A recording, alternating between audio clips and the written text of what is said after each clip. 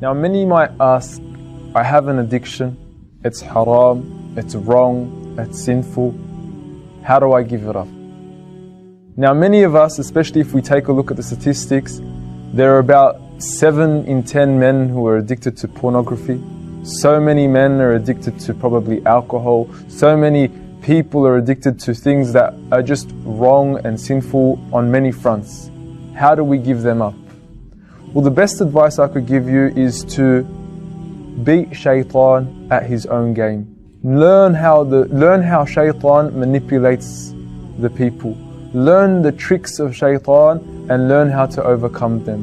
When the shaitan makes you fall into sin, when the shaitan comes to you and he makes you fall into the same ugly, dirty habit over and over and over again, he has a specific formula that he follows all the time.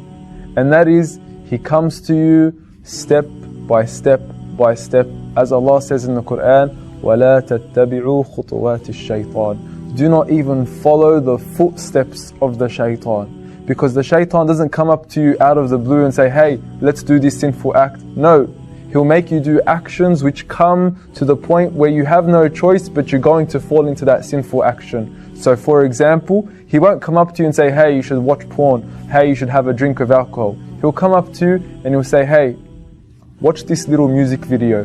Hey, turn on the TV and watch this okay, but a little bit of sinful movie.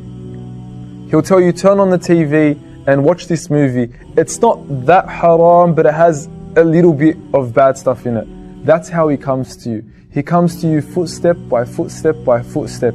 You need to be a master of him at his own game to overcome him, to make sure you do not fall into his footsteps. Because he will come to you whispering, the waswasa of the shaitan, and creeping up to you slowly. So you have to understand that this is how he works. You have to beat him at this. This means don't come anywhere close to the things that which may lead you to that which is haram. If you know by being in a certain environment, if you know by hanging around with certain friends, it may lead you to an action, which may lead you to an action, which may lead you to an action which is haram, avoid it. Stay away from it. How do I know this?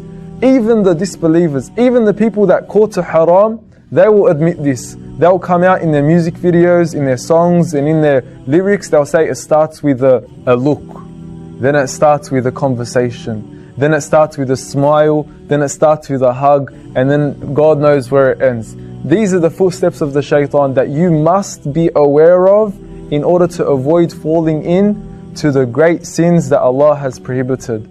So you know yourself. You know yourself better than anyone else does. You have to tell yourself, look, if this action, if this environment, if these friends, if these people, if these thoughts that I'm having are going to lead to an action which is going to lead to an action, stop it from the get-go. Stop the thought from even entering your head. If the thought even enters your head, just throw it out. Think of something else. And if that doesn't help you, force yourself to be in an environment which will stop those thoughts from even coming to you, which whatever it may be, however it may be, whether it means going to the masjid, whether it means hanging around with a righteous friend, whether it means avoid being alone or in a context or an environment which may just put that inclination in your heart, avoid it. And force yourself to be in the environments that will protect you. And the best of environments that will protect you are the environments which in where the remembrance of Allah is being recited, where the signs of Allah are being reflected. These are the best of environments, and these will save you from falling into these dirty paths of the shaitan. وَلَا تَتَّبِعُوا خُطُوَاتِ الشَّيْطَانِ. Do not follow the footsteps of the shaitan. Assalamu alaikum wa rahmatullahi wa barakatuh.